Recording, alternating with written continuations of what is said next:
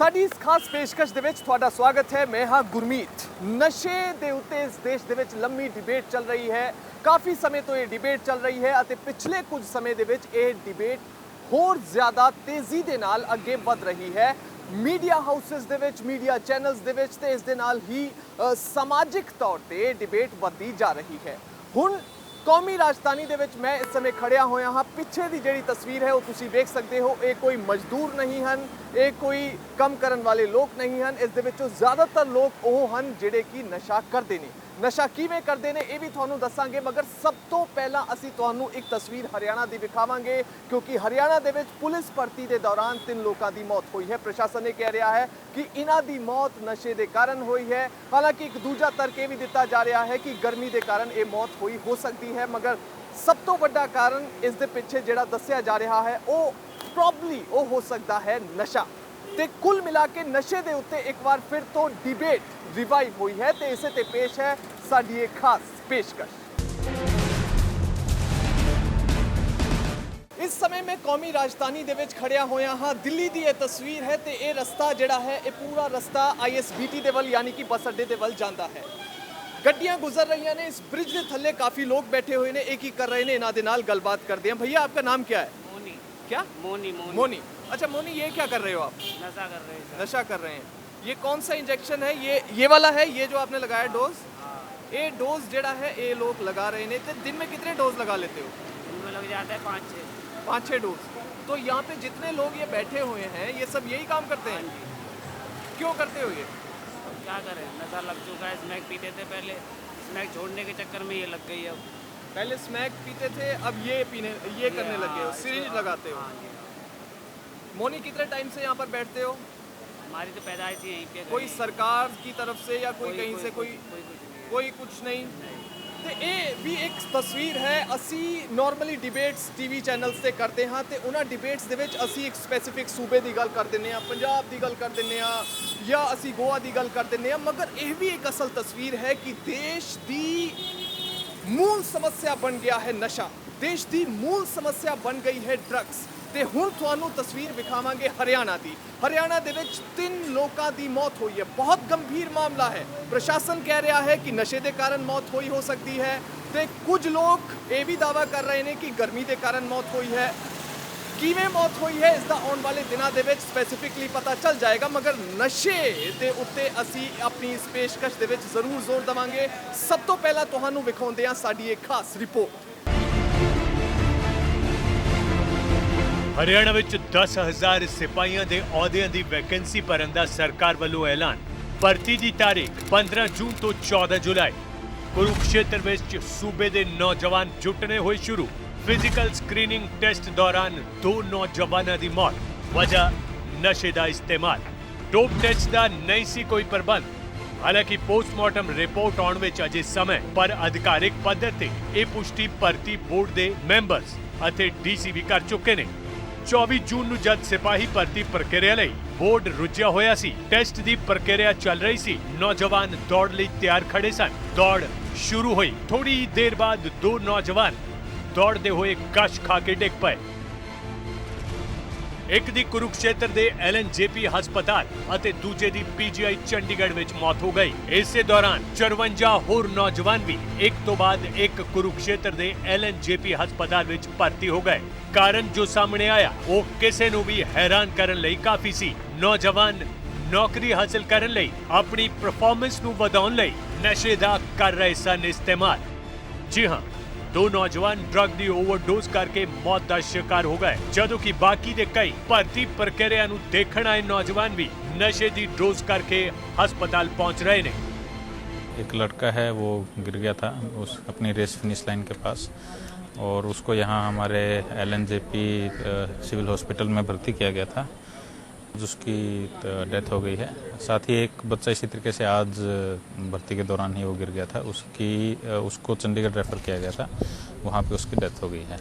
Main एक जो आ रहा है वो ये है कि बच्चों कुछ अफीम लेके या कोई ना कोई इंजेक्शन लगा के आ रहे हैं। मेरी सबसे ये रिक्वेस्ट रहेगी कि कोई भी इस टाइप का नशा या अफीम जो है वो लेके ना आए। हालांकि कॉज ऑफ डेथ अभी नहीं पता चली है, लेकिन प्रोबेबल डेथ जो है ये है, ये रीज़न। हाँ, ओवरडोज या डोज लेनी। तो मेरी रिक्वेस्ट ये है जितने आगे भी भर्ती में आने वाले बच्चे हैं कि भी वो कोई भी इस टाइप की चीज़ें ना लें। 24 ਜੂਨ ਨੂੰ ਹਰਿਆਣਾ ਦੇ ਕੁਰੂਕਸ਼ੇਤਰ ਵਿੱਚ 2 ਨੌਜਵਾਨਾਂ ਦੀ ਭਰਤੀ ਟੈਸਟ ਪ੍ਰਕਿਰਿਆ ਦੌਰਾਨ ਮੌਤ ਹੋਈ ਸੀ ਤੇ 30 ਜੂਨ ਨੂੰ ਇੱਕ ਹੋਰ ਮੌਤ ਦੀ ਪੁਸ਼ਟੀ ਕੀਤੀ ਗਈ। ਇਸ ਵਾਰ ਵੀ ਵਜ੍ਹਾ ਬਣੀ ਨਸ਼ੇ ਦੀ ਓਵਰਡੋਜ਼।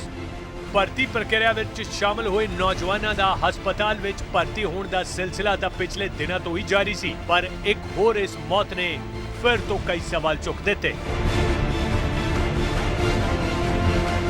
ਭਰਤੀ ਬੋਰਡ ਅਤੇ ਪ੍ਰਸ਼ਾਸਨ ਮੰਨ ਰਿਹਾ ਕਿ ਡੋਪ ਟੈਸਟ ਦਾ ਕੋਈ ਪ੍ਰਬੰਧ ਨਾ ਹੋਣ ਕਰਕੇ ਨੌਜਵਾਨ ਖੁੱਲ੍ਹੇਆਮ ਡਰੱਗਸ ਦਾ ਸਹਾਰਾ ਲੈ ਕੇ ਭਰਤੀ ਵਿੱਚ ਸ਼ਾਮਲ ਹੋ ਰਹੇ ਨੇ। ਡਾਕਟਰਾਂ ਦੇ ਬਿਆਨ ਦੇ ਤੁਰੰਤ ਬਾਅਦ ਕਈ ਹੋਰ ਨੌਜਵਾਨ ਵੀ ਨਸ਼ੇ ਦੇ ਓਵਰਡੋਜ਼ ਦੀ ਵਜ੍ਹਾ ਨਾਲ ਹਸਪਤਾਲ ਪਹੁੰਚ ਗਏ ਤੇ ਇਹ ਸਿਲਸਿਲਾ ਅਜੇ ਵੀ ਜਾਰੀ ਹੈ। एक्चुअली इस तरह के पेशेंट हमसे काफ़ी दिनों से आ रहे हैं, जब से पुलिस भर्ती शुरू हुई है। तो कुछ मरीज़ों को हम हीट स्ट्रोक की तरह ले रहे हैं और कुछ मरीज़ों को आफ्टर टेस्ट, और हमने कुछ साइन देखे हैं जैसे जो नीडल्स के साइन होते हैं, उसमें हम देख के सोच सकते हैं कि ये कुछ ओवरडोज हो सकती है ड्रग्स की। ਆਈਜੀ ਪੁਲਿਸ ਰਣਬੀਰ ਸ਼ਰਮਾ ਇਸ ਮਾਮਲੇ ਤੇ ਬੇहद ਦੁਖੀ ਤਾਂ ਦਿਖੇ, ਪਰ ਉਹਨਾਂ ਕੋਲ ਵੀ ਇਸ ਦਾ ਕੋਈ ਜਵਾਬ ਨਹੀਂ ਸੀ। ਹੁਣ ਤੱਕ 55 ਤੋਂ ਵਧੇਰੇ ਨੌਜਵਾਨ ਹਸਪਤਾਲਾਂ ਵਿੱਚ नशे दे ओवरडोज की वजह नाल ही पहुंच गए ने। लगभग 9:15 बजे हमारे सिविल हॉस्पिटल से पीजीआई चंडीगढ़ में रेफ़र किए गए थे। उनकी वहाँ पे डेथ हो गई है लगभग रात को 12 बजे के आसपास। उनका जो रेफ़र करने का मेन रीज़न था, उनका बीपी यहाँ पर काफ़ी लो था, जो नॉर्मल इंडिविजुअल का, नॉर्मल ह्यूमन बीइंग का 110 और 80 के आसपास रहता है। उनकी अपर फिगर 56 थी, लोअर फिगर नॉट रीडेबल थी, तो उस कारण से उनको वहाँ पे भेजा गया था। वैसे तो जो पोस्टमार्टम रिपोर्ट है या विसरा रिपोर्ट है उसमें एग्जैक्ट रीज़न पता चलेगा, पर जो सीएमओ साहब से बात हुई उसमें लो बीपी होने के 2 मुख्यतः रीज़न हो सकते हैं। एक तो हीट स्ट्रोक भी है और दूसरा नशा भी है, लेकिन एग्जैक्ट विसरा रिपोर्ट से पता चलेगा। इस मामले में भाजपा सांसद राजकुमार सैनी ने लोगों को अपील की है कि भर्ती दौरान किसी भी तरह का नशा इस्तेमाल ना किया जाए। उन्होंने कहा कि भाजपा के राज में सारिया नौकरियों में पूरी पारदर्शिता बरती जा रही है, इसलिए देश के नौजवानों को उन्होंने अपील है वो इस तरह के हथकंडे ना अपनाओ जो उन्होंने जान लई खतरा बन जान। बहुत दुख की बात है कि जो बच्चे अपने भविष्य का निर्माण करने के लिए हमारे यहाँ कुरुक्षेत्र के अंदर आए और न जाने क्या क्या सपने संजो करके उन लोगों ने भर्ती प्रक्रिया में भाग लिया होगा। लेकिन मेरी सभी उन बच्चों से अपील है कि वो इस प्रकार के हथकंडे न अपनाएं जो उनकी जान पर आ बढ़े और भविष्य में अपने भविष्य निर्माण की बजाय वो मौत के आगोश में समा जाएं। जिथे मैं इस समय खड़िया हाँ, इत्थे खड़ के रिपोर्टिंग करना, एंकरिंग करना सचमुच एक बहुत ही मुश्किल टास्क है। कई जर्नलिस्ट ने मैनू ये भी कहा कि तुसी इत्थे ना जाओ क्योंकि सारे लोग नशा कर रहे ने, नशे दे विच डुबे हुए ने, कौन कदों की कर दवे इस चीज़ का नहीं पता है। बहरहाल इस देश दे विच नशे की समस्या की जे गल करिए, ये रिपोर्ट साल 2014 दी है तो इस दे विच लिखिया है कि देश दे विच नशे की समस्या लगातार बढ़ रही है। पिछले 10 सालों के यानी कि 2003 तो 2013 या 2004 तो 2014 ये लगाया जा सकता है 25,426 लोग ड्रग्स के कारण अपनी जान गवा चुके हैं। जो डाटा जे एनालाइज किया जाए तो 7 लोग रोजाना अपनी जान ड्रग्स के कारण गवा रहे हैं। हरियाणा दे विच की कुछ होया, हरियाणा दे विच पहला 2 लोग अपनी जान गवा चुके सन, हुण एक होर व्यक्ति की मौत तो बाद हो गया है बवाल। ਅਸੀਂ ਇਸ ਵਕਤ ਕੁਰੂਕਸ਼ੇਤਰ ਦੇ ਸੈਕਟਰ 3 ਦੇ ਗਰਾਊਂਡ ਦੇ ਵਿੱਚ ਮੌਜੂਦ ਹਾਂ। ਉੱਥੇ 15 ਜੂਨ ਤੋਂ ਹਰਿਆਣਾ ਪੁਲਿਸ ਦੇ ਲਈ ਭਰਤੀ ਚੱਲ ਰਹੀ ਹੈਗੀ ਹੈ। 5000 ਤੋਂ ਜ਼ਿਆਦਾ ਜਵਾਨ ਨਵੇਂ ਇੱਥੇ ਭਰਤੀ ਕੀਤੇ ਜਾਣੇ ਨੇ ਔਰ ਉਹਨਾਂ ਵਾਸਤੇ ਬਹੁਤ ਹੀ ਮੁਸ਼ਕਿਲ ਫਿਜ਼ੀਕਲ ਟੈਸਟ ਉਹਨਾਂ ਵਾਸਤੇ ਰੱਖਿਆ ਗਿਆ ਹੈਗਾ। ਇਹ ਸਟਾਰਟਿੰਗ ਲਾਈਨ ਆ, ਤੁਸੀਂ ਦੇਖ ਸਕਦੇ ਹੈਗੇ ਹੋ। ਇੱਥੋਂ ਸੀ ਕੈਂਡੀਡੇਟਸ ਨੂੰ ਦੌੜਨਾ ਸ਼ੁਰੂ ਕਰਨਾ ਹੁੰਦਾ ਔਰ ਕਰੀਬ 5 किलोमीटर तक दौड़ने तो बाद वो दोबारा इसी पासे आके फिनिश लाइन के उत्ते आते हैं और 5 किलोमीटर की दूरी उन्होंने 25 मिनट के अंदर अंदर पूरी करनी होंगी है।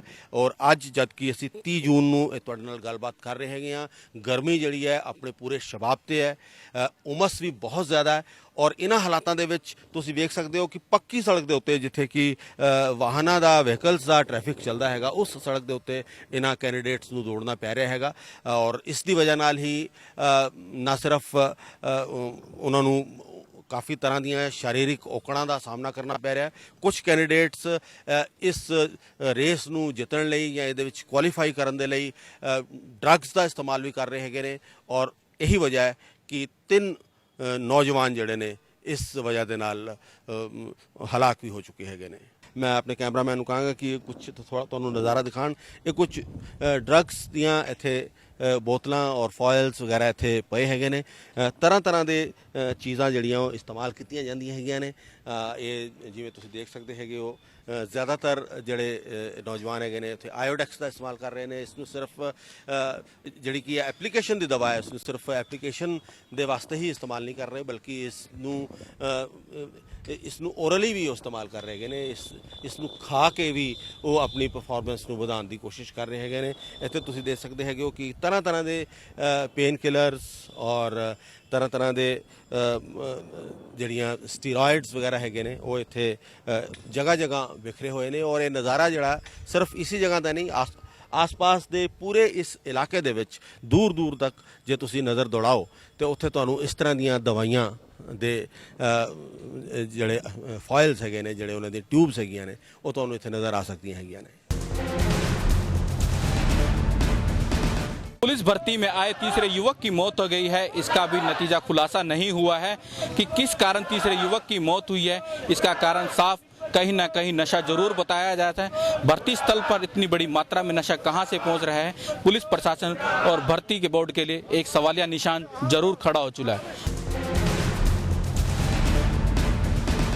ਇਹ ਵੀ ਸਾਡਾ ਮੁਲਕ ਭਾਰਤ ਹੀ ਹੈ ਜਿੱਥੇ ਸਿਰਿੰਜ ਇਸ ਤਰ੍ਹਾਂ ਸੜਕਾਂ ਤੇ ਨਜ਼ਰ ਆ ਜਾਂਦੀਆਂ ਨੇ। ਕਿਸ ਤਰ੍ਹਾਂ ਇਹ ਲੋਕ ਇਸ ਸਿਰਿੰਜ ਤੋਂ ਨਸ਼ਾ ਕਰਦੇ ਨੇ। ਇੱਕ ਬ੍ਰੇਕ ਲਈ ਰੁਕ ਰਹੇ ਹਾਂ। ਬ੍ਰੇਕ ਤੋਂ ਬਾਅਦ ਵੀ ਸਾਡੀ ਇੱਕ ਖਾਸ ਪੇਸ਼ਕਸ਼ ਲਗਾਤਾਰ ਜਾਰੀ। ਹੁਣ ਐਨਾਲਿਟੀਕਲ ਸਟੱਡੀ ਕਰਨਾ ਬਹੁਤ ਜ਼ਰੂਰੀ ਹੈ ਕਿ ਆਖਿਰ ਨਸ਼ਾ ਇਸ ਦੇਸ਼ ਦੇ ਵਿੱਚ ਕਿਵੇਂ ਪੈਰ ਪਸਾਰ ਰਿਹਾ ਹੈ।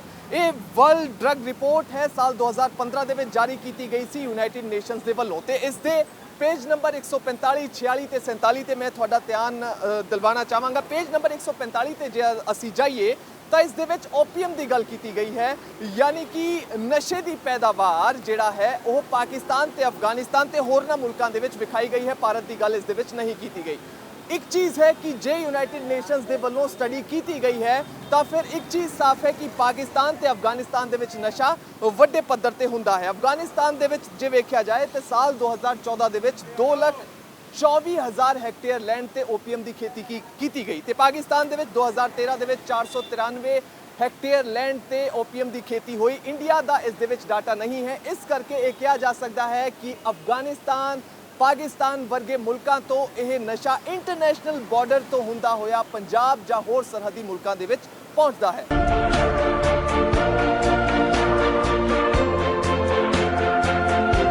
ਪੰਜਾਬ ਵਿੱਚ ਜਦ ਅਸੀਂ ਦਾਖਲ ਹੁੰਦੇ ਹਾਂ ਤਾਂ ਤਰੱਕੀ ਆਪਣੀ ਕਹਾਣੀ ਆਪ ਬੋਲਦੀ ਹੈ। ਸੜਕਾਂ ਹੋਣ, ਹਵਾਈ ਕਨੈਕਟੀਵਿਟੀ ਹੋਵੇ, ਇੰਡਸਟਰੀ ਹੋਵੇ, ਹਰ ਚੀਜ਼ ਪੰਜਾਬ ਦੇ ਵਿੱਚ ਵਿਕਾਸ ਦੇ ਰਾਹ ਤੇ ਹੈ।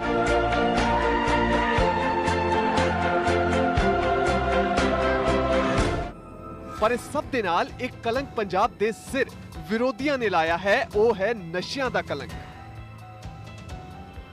ਵਿਰੋਧੀਆਂ ਵੱਲੋਂ ਇਹ ਪ੍ਰਚਾਰ ਲਗਾਤਾਰ ਕੀਤਾ ਜਾ ਰਿਹਾ ਹੈ ਕਿ ਪੰਜਾਬ ਦੇ ਵਿੱਚ ਨੌਜਵਾਨ ਨਸ਼ੇੜੀ ਨੇ। ਇਸ ਝੂਠੇ ਪ੍ਰਚਾਰ ਦਾ ਜਵਾਬ ਪੰਜਾਬ ਸਰਕਾਰ ਆਪਣੇ ਤੱਥਾਂ ਦੇ ਆંકੜਿਆਂ ਦੇ ਨਾਲ ਹਮੇਸ਼ਾ ਦਿੰਦੀ ਰਹੀ ਹੈ। ਸੂਬਾ ਸਰਕਾਰ ਇਹ ਸੱਚ ਲਗਾਤਾਰ ਦੱਸ ਰਹੀ ਹੈ ਕਿ ਪੰਜਾਬ ਇੱਕ ਭੁਗਤਭੋਗੀ ਸੂਬਾ ਹੈ ਜਿੱਥੇ ਨਸ਼ਾ ਪੈਦਾ ਨਹੀਂ ਹੁੰਦਾ ਪਰ ਸਰਹੱਦੀ ਸੂਬਾ ਹੋਣ ਕਰਕੇ ਉਸ ਨੂੰ ਇਸ ਦੀ ਮਾਰ ਚੱਲਣੀ ਪੈ ਰਹੀ ਹੈ। ਪੰਜਾਬ ਦੇ ਵਿੱਚ ਜੇਕਰ ਨਸ਼ਾ ਫੜਨ ਦੀ ਗੱਲ ਕੀਤੀ ਜਾਏ ਤਾਂ ਕਾਂਗਰਸ ਦੇ ਸ਼ਾਸਨਕਾਲ ਦੌਰਾਨ ਸਾਲ 2002 ਤੋਂ 2006 ਤੱਕ ਹੀਰੋਇਨ 111 ਕਿਲੋਗ੍ਰਾਮ ਫੜੀ ਗਈ ਤੇ ਸ਼੍ਰੋਮਣੀ ਅਕਾਲੀ ਦਲ ਭਾਜਪਾ ਸਰਕਾਰ ਦੌਰਾਨ 317 ਕਿਲੋਗ੍ਰਾਮ ਹੈਰੋਇਨ ਫੜੀ ਗਈ। ਸਮੈਕ ਸੂਬੇ ਵਿੱਚ ਕਾਂਗਰਸ ਸਰਕਾਰ ਦੇ ਸ਼ਾਸਨਕਾਲ ਦੇ ਦੌਰਾਨ 112 ਕਿਲੋਗ੍ਰਾਮ ਸਮੈਕ ਅਤੇ ਅਕਾਲੀ ਭਾਜਪਾ ਸਰਕਾਰ ਦੇ ਦੌਰਾਨ 2678 ਕਿਲੋਗ੍ਰਾਮ ਸਮੈਕ ਫੜੀ ਗਈ। ਇੰਜੈਕਸ਼ਨਸ ਤੇ ਪਿਲਸ ਦੀ ਗੱਲ ਕੀਤੀ ਜਾਏ ਕਾਂਗਰਸ ਸ਼ਾਸਨਕਾਲ ਦੇ ਵਿੱਚ 83 ਲੱਖ ਇੰਜੈਕਸ਼ਨਸ ਅਤੇ ਪਿਲਸ ਫੜੇ ਗਏ ਅਤੇ ਅਕਾਲੀ ਭਾਜਪਾ ਸਰਕਾਰ ਦੇ ਦੌਰਾਨ 1050 ਲੱਖ ਇੰਜੈਕਸ਼ਨ ਅਤੇ ਪਿਲ ਬਰਾਮਦ ਕੀਤੇ ਗਏ। ਕਾਂਗਰਸ ਸ਼ਾਸਨਕਾਲ ਦੇ ਦੌਰਾਨ ਇੰਟੌਕਸੀਕੈਂਟ ਪਾਊਡਰ ਬਿਲਕੁਲ ਵੀ ਬਰਾਮਦ ਨਹੀਂ ਕੀਤਾ ਗਿਆ, जबकि अकाली भाजपा सरकार के दौरान 6371 किलोग्राम इंटॉक्सीकेंट पाउडर की बरामदगी हुई। आइस ड्रग की गल की जाए तो कांग्रेस शासनकाल के दौरान 0 रहा इसका आंकड़ा, जबकि अकाली भाजपा सरकार के दौरान 1754 किलोग्राम आइस ड्रग बरामद की गई। कांग्रेस शासनकाल दे विच चरस भी बिल्कुल बरामद नहीं की गई, जबकि अकाली शासनकाल दे विच 1133 किलोग्राम चरस बरामद की गई। भुक्की की गल की जाए तो कांग्रेस वेले 2346 किलो भुक्की बरामद की गई और अकाली भाजपा सरकार दे विच यह आंकड़ा वधिया ते 6412 किलो ते पहुंच गया। कौमी पद्धर ते भी अजिहे आंकड़ियां दे विच पंजाब मोहरी रहा है, जिथे पूरे मुल्क विच भुक्की 1766 किलोग्राम फड़ी गई है तो पंजाब दे विच 556 किलोग्राम भुक्की फड़ी गई है, जबकि पूरे देश दे विच हेरोइन फड़न दा आंकड़ा है 1371 किलो और सिर्फ पंजाब सूबे दे विच यह आंकड़ा 637 किलोग्राम है। हुण गल करदे हां कि NDPS एक्ट दे तहत दर्ज कीते गए मामलिਆਂ ਦਾ ਸਾਰੇ ਸੂਬਿਆਂ ਦੇ ਵਿੱਚ ਕਨਵਿਕਸ਼ਨ ਰੇਟ ਆਖਿਰ ਕੀ ਹੈ। ਕਨਵਿਕਸ਼ਨ ਰੇਟ ਦਾ ਮਤਲਬ ਹੈ ਕਿ ਜਿੰਨੇ ਵੀ ਮਾਮਲੇ ਮਿੱਥੇ ਸਮੇਂ ਦੇ ਵਿੱਚ ਦਰਜ ਕੀਤੇ ਗਏ ਉਹਨਾਂ ਦੇ ਵਿੱਚੋਂ ਕਿੰਨੇ ਆਰੋਪੀਆਂ ਨੂੰ ਸਜ਼ਾ दिलवाई जा सकी। इस लड़ी दे विच पंजाब नशियां खिलाफ लड़न वाला पहले नंबर दा सूबा साबित होया है। जेकर साल 2013 दे आंकड़ियां ते नजर मारी जाए तो पंजाब दे विच 14654 मामले दर्ज किए गए और इन्हां मामलिਆਂ दे विच 80.5% कन्विक्शन रेट रहा, यानी कि 80.5% मामलिਆਂ दे विच आरोपियां नूं सजा भी दिलवाई गई, जबकि साल 2013 दे विच उत्तर प्रदेश दे विच 6039 FIR दर्ज करवाईयां गईयां, जिस दे विचों 73.2% मामलिਆਂ ਦੇ ਵਿੱਚ ਆਰੋਪੀਆਂ ਨੂੰ ਸਜ਼ਾ ਦਿਲਵਾਈ ਗਈ, ਜਦਕਿ ਮਹਾਰਾਸ਼ਟਰ ਦੇ ਵਿੱਚ ਸਾਲ 2013 ਦੇ ਵਿੱਚ 2714 ਮਾਮਲੇ NDPS ਐਕਟ ਦੇ ਤਹਿਤ ਦਰਜ ਕੀਤੇ ਗਏ ਅਤੇ ਇਹਨਾਂ ਦੇ ਵਿੱਚੋਂ 64.4% ਮਾਮਲਿਆਂ ਦੇ ਵਿੱਚ ਹੀ ਆਰੋਪੀਆਂ ਨੂੰ ਸਜ਼ਾ ਦਿਲਵਾਈ ਜਾ ਸਕੀ। ਗੋਆ ਜੋ ਕਿ ਨਸ਼ਿਆਂ ਦੇ ਕਾਰਨ ਬਦਨਾਮ ਹੈ, ਉੱਥੇ ਸਾਲ 2013 ਦੇ ਵਿੱਚ सिर्फ 50 मामले दर्ज किए गए। इस हैरानीजनक आंकड़े दे विच भी कन्विक्शन रेट सिर्फ 54.5% रहा। बहुत ज्यादा प्रचार किया गया है कि पंजाब नूं ड्रग कैपिटल बना दिता है। मैं बार बार मैं रिपीट नहीं करांगा, तुसी सारे मीडिया जानते हो कि कोई ड्रग पंजाब पैदा नहीं होंदी। Punjab is a highway of drugs. Kejriwal साहब नूं सानूं ਵਧਾਈ देनी चाहिए है पंजाब पुलिस नूं, क्यों जिन्ने असीं ड्रग्स फड़े है, नहीं तो सारे उन्होंने दिल्ली के कोने गलियां च होने सी ड्रग्स। ਅਸੀਂ ਆਪਣੇ ਇਸ ਪ੍ਰੋਗਰਾਮ ਦੇ ਵਿੱਚ ਕਿਸੇ ਇੱਕ ਸੂਬੇ ਨੂੰ ਡਰੱਗਸ ਦੇ ਮਾਮਲੇ ਦੇ ਵਿੱਚ ਕਲੀਨ ਚਿੱਟ ਦੇਣ ਦੇ ਲਈ ਨਹੀਂ ਖੜੇ ਹੋਏ ਹਾਂ। ਅਸੀਂ ਕਿਸੇ ਨੂੰ ਵੀ ਕਲੀਨ ਚਿੱਟ ਨਹੀਂ ਦੇ ਰਹੇ ਤੇ ਨਾਲ ਹੀ ਅਸੀਂ ਇਹ ਵੀ ਕਹਿ ਰਹੇ ਹਾਂ ਕਿ ਸਾਰੀਆਂ ਸੂਬਾ ਸਰਕਾਰਾਂ ਨੂੰ ਅੱਗੇ ਆ ਕੇ ਨਸ਼ੇ ਦੇ ਖਿਲਾਫ ਲੜਾਈ ਲੜਨੀ ਪਵੇਗੀ। ਕੇਂਦਰ ਸਰਕਾਰ ਨੂੰ ਨਸ਼ੇ ਦੇ ਖਿਲਾਫ ਲੜਾਈ ਲੜਨੀ ਪਵੇਗੀ। ਪਿਛਲੇ ਕੁਝ ਸਮੇਂ ਦੇ ਵਿੱਚ ਮੀਡੀਆ ਦੇ ਵਿੱਚ ਇਹ ਚਰਚਾ ਜ਼ਰੂਰ ਹੋਈ ਹੈ ਕਿ ਪੰਜਾਬ ਦੇ ਵਿੱਚ 70% ਨੌਜਵਾਨ ਨਸ਼ੇੜੀ ਨੇ, ਕਿਉਂਕਿ ਕਿਸੇ ਸਿਆਸੀ ਆਗੂ ਜਾਂ ਪਾਰਟੀ ਦੇ ਵੱਲੋਂ ਬਿਆਨ ਦਿੱਤਾ ਗਿਆ ਸੀ। ਹੁਣ ਕਿਸ ਸਿਆਸੀ ਆਗੂ ਨੇ ਜਾਂ ਕਿਸ ਪਾਰਟੀ ਨੇ ਬਿਆਨ ਦਿੱਤਾ ਸੀ ਉਸ ਦੇ ਵਿੱਚ ਮੈਂ ਨਹੀਂ ਜਾਣਾ ਚਾਹੁੰਦਾ, ਕਿਉਂਕਿ ਜੇ ਅਜਿਹੀ ਚੀਜ਼ਾਂ ਦੇ ਬਾਰੇ ਜ਼ਿਆਦਾ ਕੋਕ ਕੀਤੀ ਜਾਏ ਤਾਂ ਪੱਤਰਕਾਰਾਂ ਨੂੰ ਵੀ ਸਿਆਸਤ ਦੇ ਨਾਲ ਪ੍ਰੇਰਿਤ ਦੱਸ ਦਿੱਤਾ ਜਾਂਦਾ ਹੈ। ਹੁਣ ਅੱਗੇ ਵਧਦੇ ਹਾਂ। ਦਰਅਸਲ ਪੰਜਾਬ ਦੇ ਵਿੱਚ ਇਸੇ ਆਰਗੂਮੈਂਟ ਦੇ ਕੰਟਰਡਿਕਸ਼ਨ ਦੇ ਵਿੱਚ ਇੱਕ ਐਗਜ਼ਾਮਪਲ ਸਾਹਮਣੇ ਆਈ ਸੀ ਪਿਛਲੇ ਸਾਲ, ਯਾਨੀ ਸਾਲ 2015 ਦੇ ਵਿੱਚ ਆਰਮੀ ਨੇ ਆਪਣੀ ਭਰਤੀ ਖੋਲੀ ਸੀ ਤੇ ਆਰਮੀ ਦੀ ਭਰਤੀ ਪਟਿਆਲਾ ਬਠਿੰਡਾ ਦੇ ਵਿੱਚ ਖੋਲੀ ਗਈ। ਪਟਿਆਲਾ ਦੇ ਵਿੱਚ 1500, ਬਠਿੰਡਾ ਦੇ ਵਿੱਚ 1000, ਤਕਰੀਬਨ 1000 ਨੌਜਵਾਨਾਂ ਦਾ ਡੋਪ ਟੈਸਟ ਕੀਤਾ ਗਿਆ ਤੇ ਇੱਕ ਵੀ ਨੌਜਵਾਨ, ਆਰਮੀ ਨੇ ਖੁਦ ਸਟੇਟਮੈਂਟ ਜਾਰੀ ਕੀਤੀ, ਇੱਕ ਵੀ ਨੌਜਵਾਨ ਡੋਪ ਟੈਸਟ ਦੇ ਵਿੱਚ ਪੋਜ਼ਿਟਿਵ ਨਹੀਂ ਪਾਇਆ ਗਿਆ। ਇਹ ਰਿਕਰੂਟਮੈਂਟ ਕਲਿੱਪ ਸਾਲ 2015 ਦੇ ਅਪ੍ਰੈਲ ਮਹੀਨੇ ਦੇ ਉਸ ਅਖੀਰਲੇ ਹਫਤੇ ਦੀ ਹੈ ਜਿਸ ਨੇ ਪੰਜਾਬ ਦੇ ਨੌਜਵਾਨਾਂ ਨੂੰ ਵੱਡੇ ਇਲਜ਼ਾਮਾਂ ਤੋਂ ਮੁਕਤ ਕੀਤਾ, ਜਿਸ ਵਿੱਚ ਇਹ ਖੁਲਾਸਾ ਹੋਇਆ ਕਿ ਪੰਜਾਬ ਦਾ ਨੌਜਵਾਨ ਨਸ਼ੇੜੀ ਨਹੀਂ ਹੈ। ਪੰਜਾਬ ਦੇ ਨੌਜਵਾਨਾਂ ਪ੍ਰਤੀ ਆਮ ਧਾਰਨਾ ਇਹੀ ਹੈ ਕਿ ਉਹ ਨਸ਼ੇ ਦੇ ਵਿੱਚ ਡੁੱਬੇ ਰਹਿੰਦੇ ਨੇ, ਪਰ ਜਦੋਂ ਬਠਿੰਡਾ ਵਿੱਚ ਸੈਨਾ ਦੀ ਭਰਤੀ ਦੇ ਵਿੱਚ 5500 ਨੌਜਵਾਨ ਪਹੁੰਚੇ ਤਾਂ ਇੱਕ ਵੀ ਨੌਜਵਾਨ ਅਜਿਹਾ ਨਹੀਂ ਨਿਕਲਿਆ ਜੋ ਨਸ਼ੇ ਕਰਨ ਦਾ ਆਦੀ ਦਿਸਿਆ। ਇਸ ਭਰਤੀ ਦੇ ਵਿੱਚ ਕੁੱਲ 1000 ਨੌਜਵਾਨਾਂ ਦੀ ਚੋਣ ਕੀਤੀ ਗਈ। ਦੱਸ ਦਈਏ ਕਿ ਆਰਮੀ ਦੀ ਪ੍ਰੋਸੈਸ ਦੇ ਤਹਿਤ ਇਹਨਾਂ 5500 ਨੌਜਵਾਨਾਂ ਦਾ ਸਖਤ ਟੈਸਟ ਲਿਆ ਗਿਆ, ਜਿਸ ਵਿੱਚ ਪੂਰੇ 5 ਪੜਾਅ ਸਨ।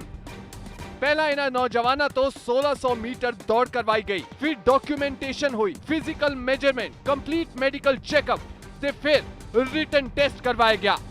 ਸਭ ਤੋਂ ਪਹਿਲਾਂ ਦੌੜ ਦੇ ਜ਼ਰੀਏ ਨੌਜਵਾਨਾਂ ਦੀ ਸਰੀਰਕ ਤਾਕਤ ਪਰਖੀ ਗਈ, ਜਿਸ ਵਿੱਚ ਹਰ ਨੌਜਵਾਨ ਨੂੰ 6 ਮਿੰਟ ਅੰਦਰ 1600 ਮੀਟਰ ਦੌੜਨਾ ਸੀ। ਬਿਨਾਂ ਸ਼ੱਕ ਇਹ ਕੋਈ ਨਸ਼ੇੜੀ ਨੌਜਵਾਨ ਨਹੀਂ ਕਰ ਸਕਦਾ।